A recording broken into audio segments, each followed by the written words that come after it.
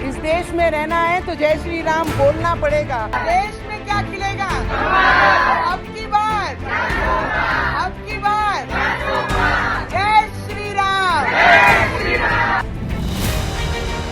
BJP ने जब अपने उम्मीदवारों की 7वीं लिस्ट जारी की तो उसमें 2 राज्यों के 2 उम्मीदवारों के नाम थे।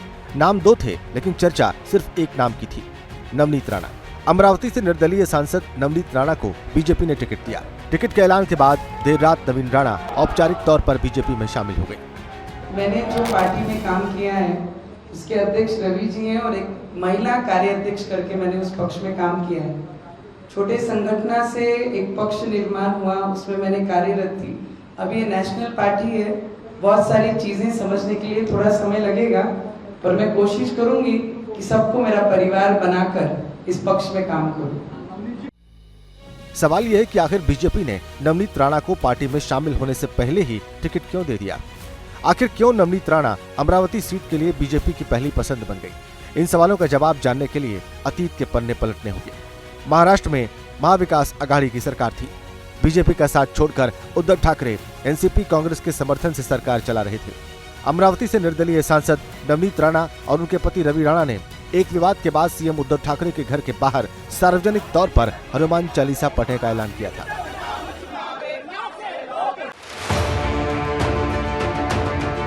इस ऐलान के बाद उद्धव सरकार एक्शन में आई और नवनीत राणा और रवि राणा को गिरफ्तार कर लिया गया।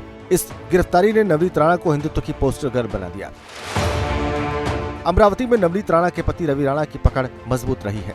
पति की राजनीतिक ताकत के बदौलत नवनीत ने सियासी राह पकड़ी। नवनीत ने पहला चुनाव 2014 में एनसीपी के टिकट पर अमरावती लोकसभा सीट से लड़ा। इस चुनाव में नवनीत राणा की हार हुई। 2019 में नवनीत राणा अमरावती लोकसभा सीट से निर्दलीय मैदान में उतरी। इस चुनाव में नवनीत ने शिवसेना के दिग्गज नेता आनंद अडसुल को पटकनी दी। 2024 में फिर नवनीत अमरावती से मैदान में है। इस बार वो बीजेपी के टिकट पर मैदान में उतर रही हैं।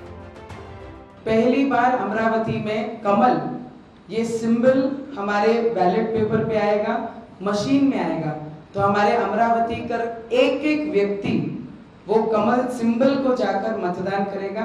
फिर वो पार्टी का सीनियर पदाधिकारी है, कार्यकर्ता है, विधायक है, वो सब एकजुट होकर, वो सब एक परिवार होकर हम एकजुट काम करेंगे।